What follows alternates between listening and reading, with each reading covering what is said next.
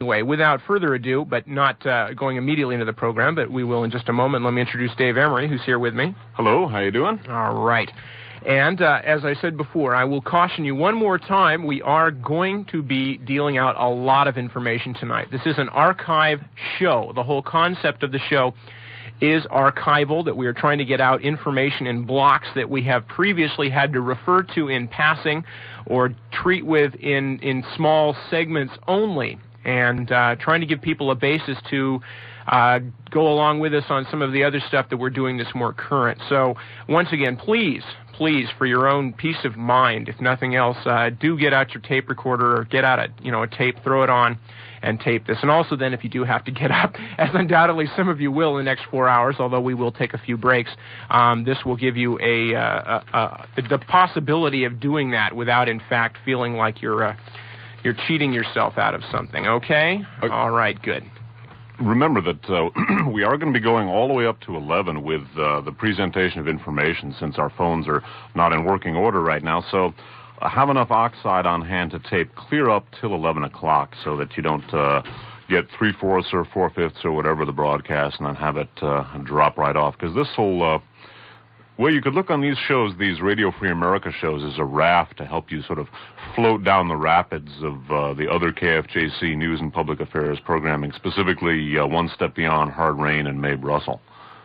Indeed. And once again, just to mention that we are not going to be answering phone calls tonight. So if there's something you want clarified or something that you want to ask about or a point that you want to make, hold on to it. We will be doing a second part to this broadcast next month. We will be continuing from the point more or less where we leave off tonight next month. And during that broadcast, we will be having phones. So I realize it's a long time to wait, but if you write it down or, so if you tattoo it on the inside of your arm or something, you should probably remember it when the time comes.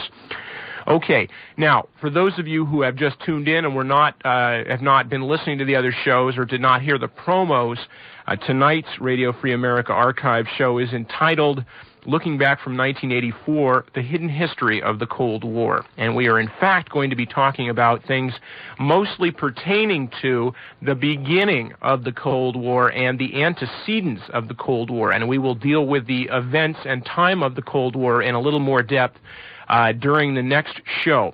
Now, let me make you one quick disclaimer here before we jump into the body of things, and then I'll let Dave comment however he sees fit on that, which is, obviously, in 4 hours tonight and for 4 hours in May, we are not going to be able to cover the entire Cold War, and equally obviously, there are things that are going to be important parts of the events that we describe that we are not going to have a chance to deal with, and certainly a lot of them are going to deal with the conflict between West and East. We are not excluding them because of trying to favor East over West or anything of that nature. However, we do feel that people probably have had more chance to be exposed to the reasons why the Soviet Union is such a bunch of bad guys, and in this day and age, with things going on the way they are, perhaps have not had as much chance as they should to understand some of the reasons why situations worked out the way they did, besides just the Berlin blockade and things of that nature. So once again, obviously, we cannot cover everything. There are other crucial historical factors that you will have to discover for yourself. We are not ignoring them. We are just limiting in terms of what our focus is. What we're going to be basically doing is highlighting some of the aspects of the long struggle or confrontation between the United States and Britain, France, and the other nations that comprised the Western Allies during World War II and the Soviet Union. This struggle has been going on since the Soviet Union as a nation came into being, and as the Nipper indicated to you, we certainly, in the space allotted to us here, or even considerably more, could not hope to cover the whole stories, and we'd probably only make fools of ourselves in attempting to do that. So what we're going to be doing is highlighting some of the aspects that you might not be familiar with. And certainly the Cold War is something which could engulf all of us at any time, in the sense that it could end all of our lives. It could render all of our life's work in vain. It could render it vain. And if we're ever going to get control over the events that are overtaking the world right now, and if we're ever going to avoid becoming, as we appear to be right now, the last generation of human beings on the earth, the Cold War is something we're all going to have to come to understand. And it's our hope that the program tonight will contribute, at least in a small way, to your understanding of that and to your ability to correct it, hopefully at some time in the future. All right, so tying together what Dave said, and in fact also kicking off the show at the same time, let me stress, and as I again remind you that you probably will want to turn your tape recorders on, that what we are doing here is attempting to, in essence, in some ways, be voices for people who can no longer speak for themselves. Many of the authors of these books that we will be quoting from tonight are not around. Some of the ones who are around have been fairly effectively ignored, and even some very well-known people who try and tell the truth about things often become ignored when their words go against the status quo. So we are, in effect, trying to bridge that gap, and we are trying to help make history a little more plain, or at least a little more amenable to solution. And to kind of kick that off and to give you an idea of how we feel about this, I would like to read you first a brief excerpt from the book 1984, which of course is very topical this year, by George Orwell. And this portion of the book actually is taking place in April of 1984, as Orwell first envisioned it. And this is not too far from where we are right at this moment, in fact, April of 1984. So, let me just start. The party said that Oceania had never been in alliance with Eurasia. He, Winston Smith, who is the narrator, by the way, knew that Oceania had been in alliance with Eurasia as short a time as 4 years ago. But where did that knowledge exist? Only in his own consciousness, which, in any case, must soon be annihilated. And, if all others accepted the lie which the party imposed, if all records told the same tale, then the lie passed into history and became truth. Who controls the past, ran the party slogan, controls the future. Who controls the present, controls the past. And yet the past, though of its nature alterable, never had been altered. Whatever was true, from everlasting to everlasting. It was quite simple.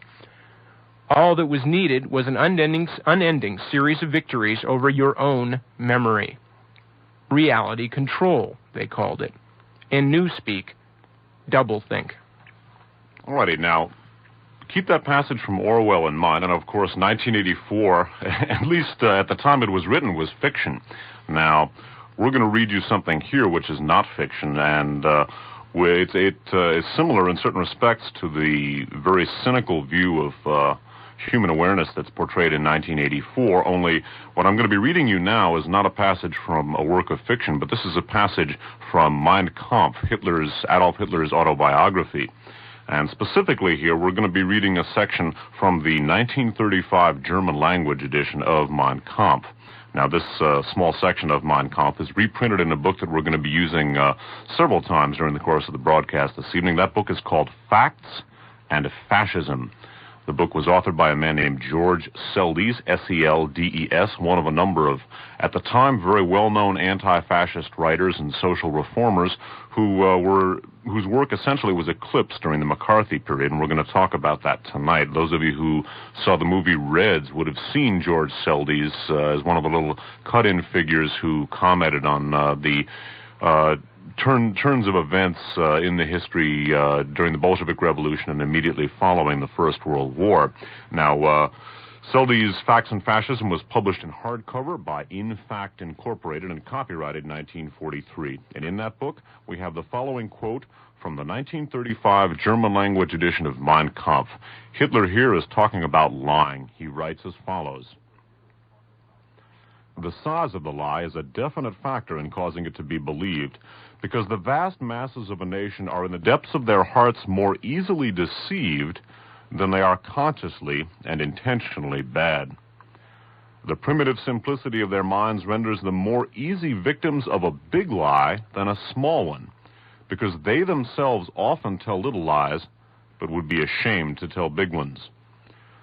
Such a form of lying would never enter their heads.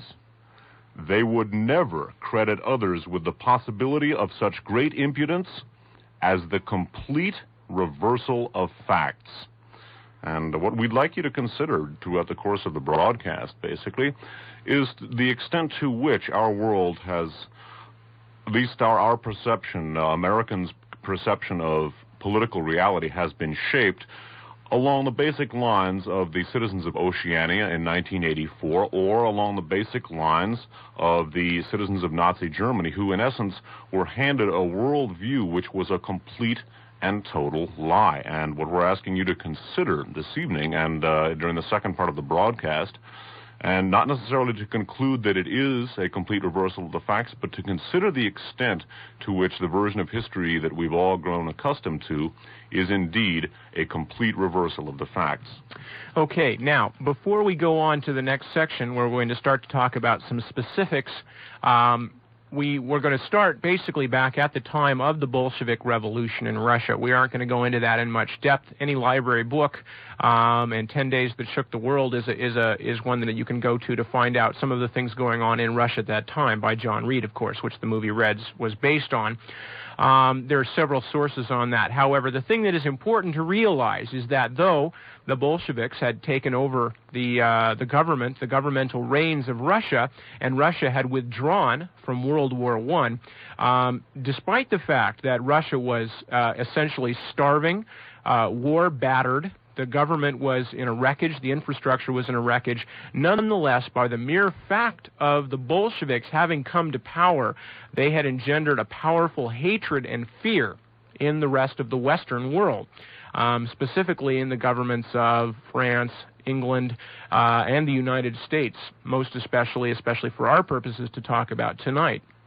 So, at that time, as early as 1919, there was a war of interventionism going on, harrying of the Russian borders, actual attacks into Russian territory, featuring many of the prominent governments of the Western world and some of the Eastern European governments of that time, such as Poland, which we're going to talk about a bit more in a moment, and also the other nations I've mentioned, France, England, and a total of 14 nations. Japan, all of the nations who were contemplating building an empire took a look at the now defunct Russian Empire and said, let's carve a piece of that for themselves. Plus, of course, when the Bolsheviks came to power for the first time, there was a nation on the face of the earth that was being run in accordance with Marxist principles. Previously, that had simply been an abstract social philosophy. It, I think, would not be an exaggeration to say that when the first Marxist country appeared on the face of the earth, it absolutely terrified a great many of the leading industrialists and financiers in Western society. Yes, and who had already been in a state of high dudgeon just over the existence of groups of Marxist-Leninists and socialists within their own countries trying to effect political change, let alone an entire nation, one the size of Russia. All right, so we have this war of intervention starting, several countries essentially in undeclared war on the Soviet Union at a time when it was probably least able to defend itself. We might similarly, and this comparison will come up again and again throughout the show tonight for those of you who are following the current news. We might look at the current situation in Central America, not only what's going on in Nicaragua at this moment, but what went on in Grenada just a few short months back, where essentially another small group of countries in the area called on the United States to come in and overthrow Grenada because they did not feel comfortable with Grenada, this in contravention of a law that was in force at that time. We see the same thing going on right now, the United States desperately casting about for some kind of reason why they can, with good conscience, intervene and in effect declare a sort of undeclared war on Nicaragua, which they're having real problems with right now, as those of you who've been following the news, especially in the last 2 days, are aware. It's also worth noting that the intervention in the Russian Civil War immediately following World War I was very similar in another respect to the Nicaraguan conflict currently raging in Central America, in the sense that the interventionist nations in the Russian Civil War, the 14 nations who, without a declaration of war, invaded Russia, were working very closely with the newly overthrown Tsarist elements in Russia, who were attempting to beat back the Red Army and to restore the Tsar, or at least his bureaucracy and his industrialists, his court, to power. And many of the so-called White Russians, they were nicknamed White Russians to contrast them with the, quote, Reds, and also because the Tsar's guards wore white coats.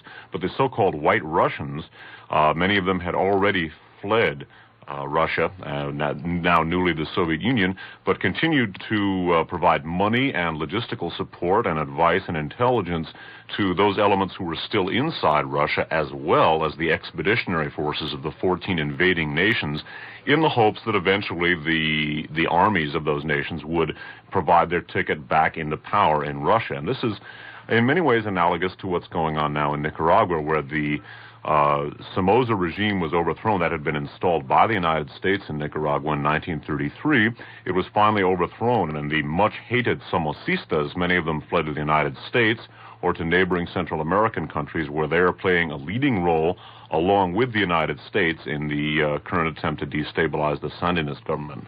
Indeed, and once again, bear this in mind, not because we're saying this is an exact parallel, but because it is a pattern that we have seen many, many times throughout history. We are going to see this pattern cropping up again, and it's useful to begin to understand these types of patterns if you want to be able to make a little more sense, perhaps, out of some of the things that are going on in the world today. Okay, now, speaking of patterns, there are two patterns here that I'm going to introduce to you here in the passage I'm about to read, and they're patterns that we're going to be seeing throughout the course of this broadcast, and indeed I think patterns which, at least to a certain extent, have held true throughout the course of the confrontation between the United States and the other so-called Western democracies in the Soviet Union. Now, the first of these concerns the fact that without a declaration of war, and of course the U.S. Constitution specifically delegates war-making powers to Congress, without a declaration of war, the United States as a nation had nonetheless prosecuted a war policy towards the Soviet Union. And this is something that we have seen. Of course, we're seeing it now in Nicaragua, where, in essence, the United States is waging war on Nicaragua, yet without the requisite declaration of war. This is something that occurred throughout the course of the Cold War, and we're going to be looking at that in just a second. Also, it's worth noting that not only was the war undeclared, but that much of the conflict is accomplished or has been accomplished in a covert fashion. We are not actually, except when journalists are able to penetrate the labyrinth of the national security establishment to some extent, we're not even necessarily informed of what steps have been taken by our government in this war, because much of it is done in covert fashion. Those are two patterns that I'm about to introduce to you in this passage here. There's another thing that you're going to be seeing as we present this information to you tonight, and which is in many ways going to provide a pivotal theme for the broadcast tonight, and that is the consistent practice on the part of the Allied nations in World War I and of the Allied nations in World War II as well, of cooperating with a German nation with which they are at war in order to frustrate the aims or perceived aims of the Soviet Union. With which they are allied or had been allied. Exactly. So that basically, even though the United States, Britain, and France and other nations have been at war with Germany, even while German, French, American, and British troops were locked in mortal combat, the leading politicians and diplomats of these nations have been willing to play ball in certain respects in order to achieve certain mutual aims or perceived mutual aims with regard to the Soviet Union. Now, keep all those themes in mind: the notion of undeclared war, the notion of covert war, and the pattern of cooperation between wartime opponents, between Germany and wartime opponents, in order to accomplish certain mutual goals with respect to the conquering or containing of the Soviet Union. Now, the information that I'm about to read you comes from a book called The Great Conspiracy, subtitled The Secret War Against Soviet Russia. This book was copyrighted in 1946. It was authored by two men, Michael Sayers, S-A-Y-E-R-S, and Albert E. Kahn, last name K-A-H-N. As I said, copyrighted 1946 by Little Brown Books, who published it in hardcover. In the second part of this broadcast, we're going to provide you some interesting information concerning some soft covers, some paperback editions of this very same book. So do keep the name The Great Conspiracy in mind, because you'll be hearing it again in the second broadcast as well as in this one. Okay, now The very first part of the Great Conspiracy here that...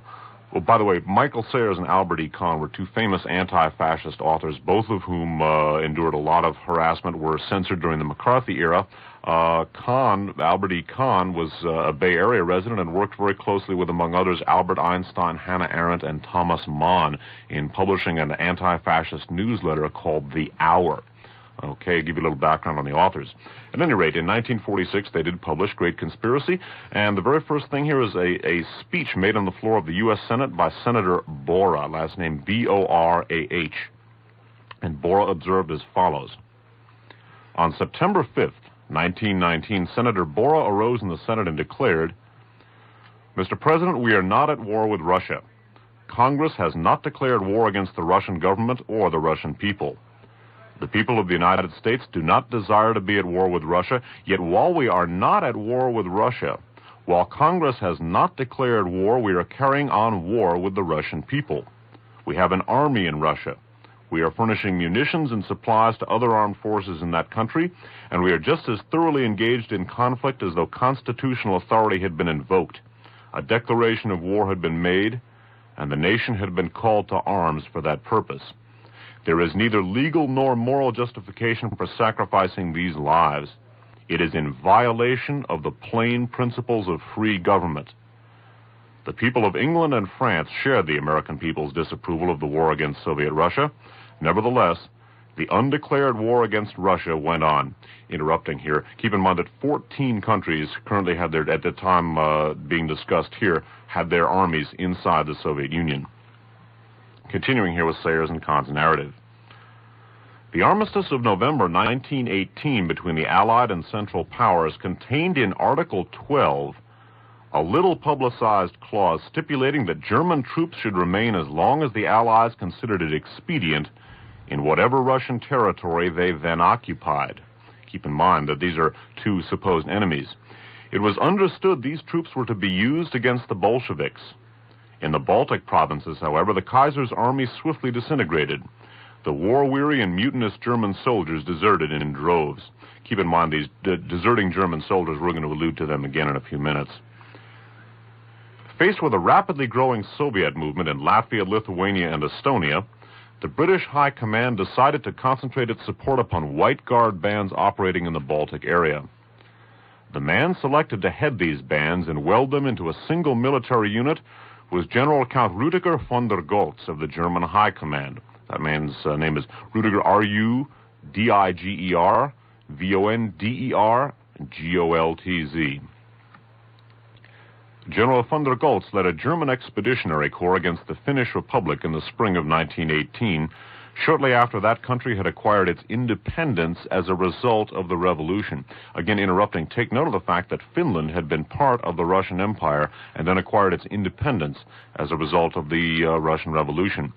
Poland did the same thing. Poland was also a part of the old Russian Empire and acquired its independence through the revolution. Continuing here. Von der Goltz had undertaken the Finnish campaign at the express request of Baron Carl Gustav von Mannerheim, M-A-N-N-E-R-H-E-I-M, a Swedish aristocrat and former officer in the Tsar's Imperial Horse Guard who headed the White forces in Finland. As commander of the White Guard army in the Baltic area, von der Goltz now launched a campaign of terror to stamp out the Soviet movement in Latvia and Lithuania. His troops pillaged large sections of the land and carried out wholesale executions of civilians. The Latvian and Lithuanian people had little military equipment or organization with which to resist this savage onslaught. Before long, von der Goltz was virtual dictator of the two nations. The American Relief Administration, under the direction of Herbert Hoover, of course later President of the United States, the American Relief Administration, under the direction of Herbert Hoover, placed large food supplies at the disposal of the German General von der Goltz. These supplies were withheld from the starving Baltic peoples until their territory had been occupied by von der Goltz's white troops. The food was then distributed under the general's supervision. The Allies were soon confronted with something of a dilemma. With their aid, von der Goltz dominated the Baltic area, but he was still a German general, and consequently there was the danger that through his influence, Germany would seek to control the Baltic states. In June of 1919, the British decided to replace von der Goltz with a general more directly under their control. Sidney Riley's friend, the 58-year-old ex-Tsarist General Nicholas Yudenich, Yudenitch, was appointed commander-in-chief of the reorganized White Forces. The British agreed to furnish the necessary military supplies to General Yudenich for a march on Petrograd. The first shipment of supplies pledged was complete equipment for 10,000 men, 15 million cartridges, 3,000 automatic rifles, and a number of tanks and airplanes. Representatives of Herbert Hoover's American Relief Administration promised to make food available to areas occupied by General Yudenich's troops.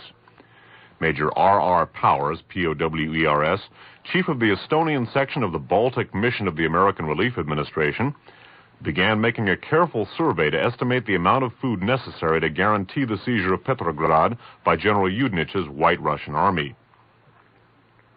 On June 15, 1919, the Relief Administration's first shipment arrived when the U.S. Lake Charlottesville anchored in the harbor at Reval, carrying 2,400 tons of flour and towing a barge containing 147 tons of bacon.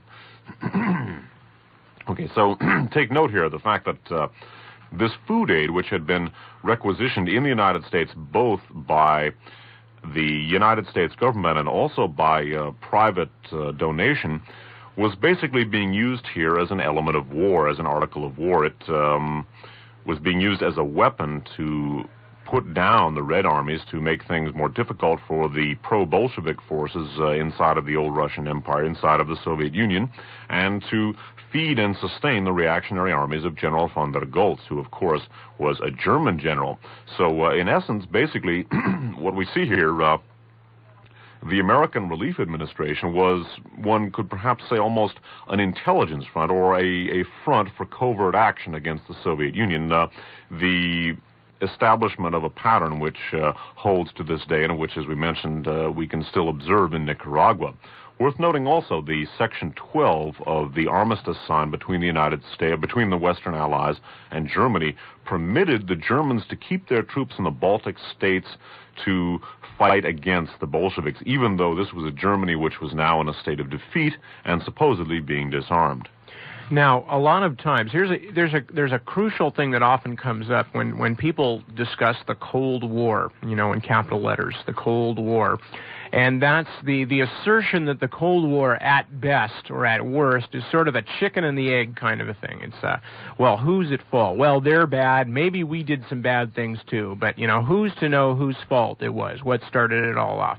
Well, for those of you out there who are interested, I would just want to point out to you that regardless of what happened later on, at the time of the Bolshevik Revolution, the Russians as a society and as a governmental power were in complete disarray. They had suffered a terrible, terrible defeat at the Battle of Tannenberg, at which their army had just been shattered by the German army.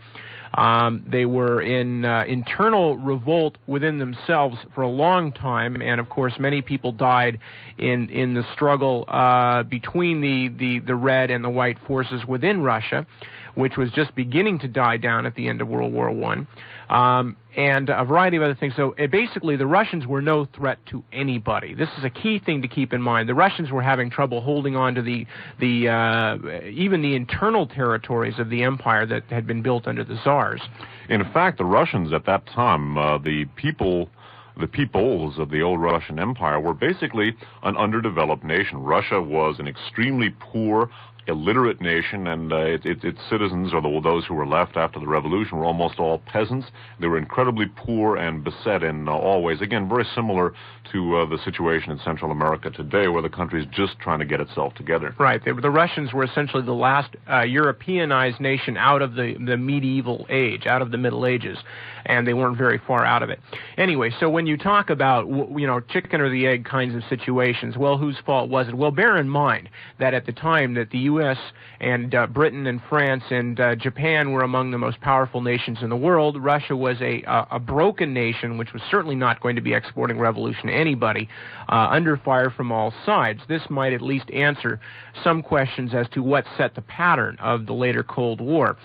Anyway, moving along on a similar topic here, we were talking, Dave mentioned about Finland coming out of the original Russian Empire, and also mentioned that Poland, in fact, was part of the old Tsarist Empire that utilized the opportunity to break itself away during the revolution. The Bolsheviks basically deciding that discretion was the better part of valor, deciding that they couldn't continue to try and maintain everything. They were fighting for their lives. Anyway, well, the Poles and the Polish army were one of the agents, one of the instruments used by the interventionists of the Western countries to fight against the then brand new Bolshevik or Leninist regime, I guess, since Lenin had just come to power. Anyway, we're reading another section here from Sayers and Kahn's Great Conspiracy, and it goes as follows. In spite of the catastrophic reversals they had suffered, the Anglo-French interventionists launched 2 more offensives against Western Soviet Russia. In April 1920, demanding all the territory of the Western Ukraine and the occupation of the Russian town of Smolensk, the Poles attacked from the west. Generously equipped by the French and British with war materials and a $50 million loan from the United States, and we'll get back to that in a moment, the Poles drove into the Ukraine and occupied Kiev. Here they were halted and hurled back by the Red Army. With the Russian troops hot on their heels, the Poles retreated frantically. By August, the Red Army stood at the gates of Warsaw and Lvov. The Allied governments rushed fresh loans and supplies to the Poles.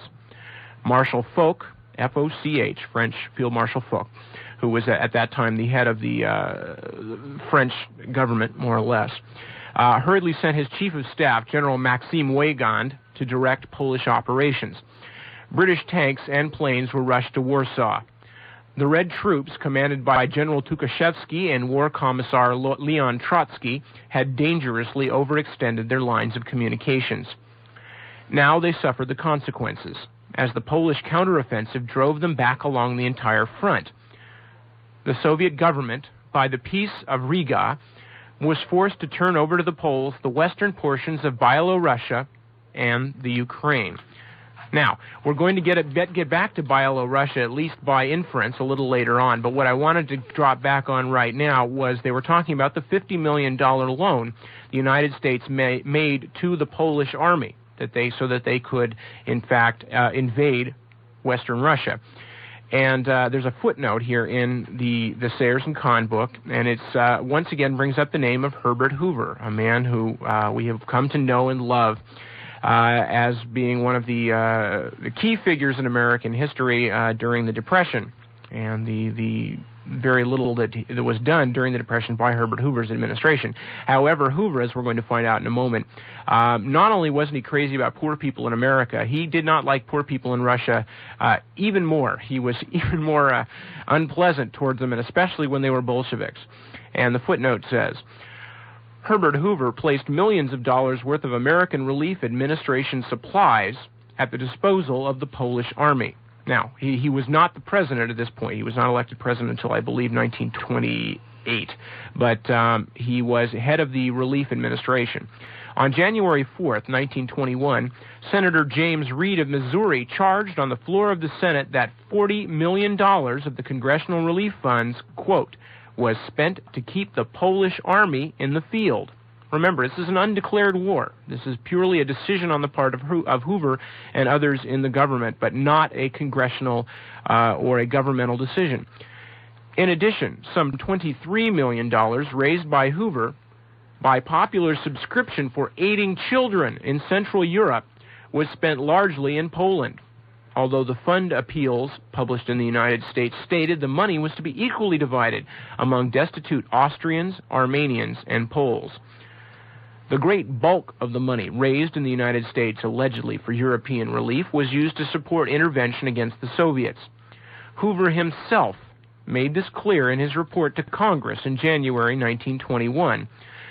The Congress had originally appropriated funds for relief primarily in, quote, Central Europe, but Hoover's report showed that almost all of the $94,938,417 accounted for was spent in territory immediately adjoining Russia, or in those sections of Russia which were under the control of the White Russian armies and the Allied interventionists.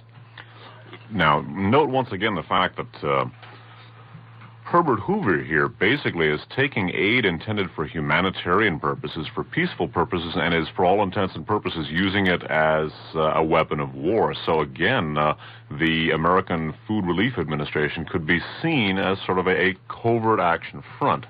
I just wanted to mention a rather amusing coincidence, because we were talking earlier. This just occurred to me. We were talking earlier about all of the collisions or collusions, conjunctions between things going on at this time and things going on now in Nicaragua. And you may recall that the reason that the Senate preliminarily passed a bill just recently for the continuation of covert aid to Nicaragua was because the Reagan administration had attached it to a food relief bill for Africa. So worth keeping in mind, and note also that in the second broadcast, the second of the two-part looking back from 1984 series, we're also going to see Herbert Hoover once again abusing what was ostensibly a food relief mission and using it for reactionary political purposes. Now, Herbert Hoover was a person who was obviously very influential in our own history and had a great deal to do with America's foreign policy as well. And as we've seen, that has not received nearly the notice that his domestic activities did. The question remains perhaps why was Herbert Hoover so very much opposed to the new Bolshevik government in the Soviet Union? Well, of course, what one might refer to, certainly a conservative person would refer to as the specter of Marxism, had long haunted the well-to-do and large industrialists and financiers who saw their economic largesse being threatened by the doctrine of Marxist revolution. And certainly there was an intrinsic hatred of Bolshevism. It is difficult, perhaps impossible, to separate out the ideological hatred from what might, and I say might, be perceived as the root of that ideological hatred, which is the threat of relative economic privation, or certainly the loss of great economic privilege.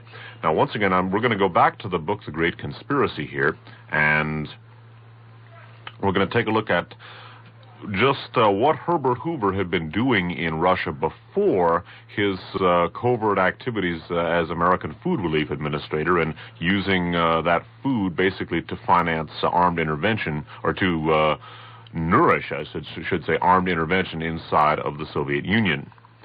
Now back to Michael Sayers and Albert E. Kahn's The Great Conspiracy. The most notable American to identify himself with the anti-Soviet war was Herbert Hoover, the future President of the United States, who at that time was the American Food Administrator. A former mining engineer employed by British concerns prior to the First World War, Herbert Hoover had become a successful entrepreneur in the field of Russian oil wells and mines.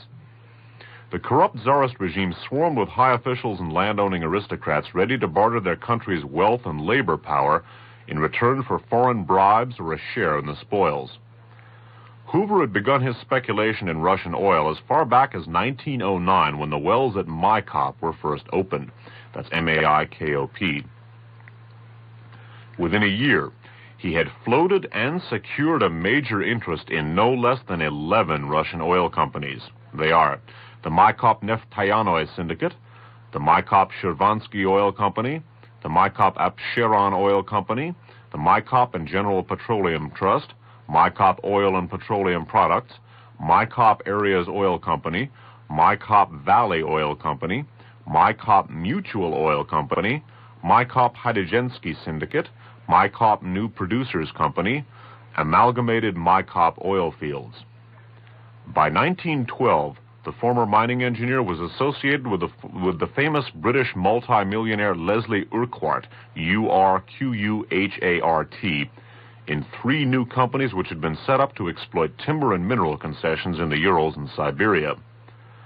Hoover and Urquhart then floated the Russo-Asiatic Corporation, and made a deal with two Tsarist banks whereby the corporation would handle all mining prospects in those areas. Russo-Asiatic shares rose from $16.25 a share in 1913 to $47.50 in 1914. That same year, the corporation obtained 3 new profitable concessions from the Tsarist regime, which comprised 2,500,000 acres of land, including vast timberlands and water power, estimated gold, copper, silver, and zinc reserves of 7,262,000 tons, 12 developed mines, 2 copper smelters, 20 sawmills, 250 miles of railroad, two steamships and 29 barges, blast furnaces, rolling mills, sulfuric acid plants, gold refineries, and huge coal reserves. The total value of these properties was estimated at $1 billion. And take note of the fact that that's $1 billion in 1912. Our currency has inflated many, many, many times since. Continuing now with the Great Conspiracy. After the Bolshevik Revolution, all the concessions were abrogated and the mines confiscated by the Soviet government. A claim for $282 billion for damage to properties and loss of probable annual profits was filed with the British government the following year by Russo-Asiatic Consolidated, a new cartel which Hoover and his partners had formed to take over and protect their Russian interests. Bolshevism, said Herbert Hoover at the Paris Peace Conference, is worse than war, unquote. He was to remain one of the world's bitterest foes of the Soviet government for the rest of his life. It is a fact, whatever his personal motive may have been, that American food sustained the white armies in Russia and fed the stormtroops of the most reactionary regimes in Europe, which were engaged in suppressing the upsurge of democracy after the First World War. Thus, American relief became a weapon against the people's movements in Europe. The whole of American policy during the liquidation of the armistice was to contribute everything it could to prevent Europe from going Bolshevik or being overrun by their armies, Hoover later declared in a letter to Oswald Garrison Villard on August 17, 1921. That man's last name, Villard. His definition of Bolshevism, unquote, coincided with that of Foch, Pétain, Knox, Riley, and Tanaka. As Secretary of Commerce, as President of the United States, and subsequently as a leader of the isolationist wing of the Republican Party, he fought untiringly to prevent the establishment of friendly commercial and diplomatic relations between America and America's most powerful ally against world fascism, the Soviet Union. And in a footnote to the passage I just read you, Sayers and Kahn add the following. Until August of 1921, Herbert Hoover's activities as Food Relief Administrator were directed toward giving direct aid to the White Russian armies and withholding all supplies from the Soviets. Hundreds of thousands starved in Soviet territory. When finally Hoover was compelled to bow to American public pressure and send some food to the Soviets, he continued, according to a statement by a Near East relief official in the New York World in April of 1922, to, quote, interfere with the collection of funds for famine-stricken Russia, unquote. In February of that year, when Hoover was Secretary of Commerce, the New York Globe made this editorial comment, quote, bureaucrats centered throughout the Department of Justice, the Department of State, and the Department of Commerce, for purposes of publicity, are carrying on a private war with the Bolshevist government. Washington propaganda has grown to menacing proportions. Messrs. Hughes and Hoover and Doherty will do well to clean their house before public irritation reaches too high a point. The American people will not long endure a presumptuous bureaucracy which, for its own wretched purposes, is willing to let millions of innocent people die. Well, several things worth commenting on that passage. First of all, note the pattern of, as Sayers and Kahn put it, the Tsarist nobles bartering away their country's wealth and labor power in exchange for a share of the spoils and a commission.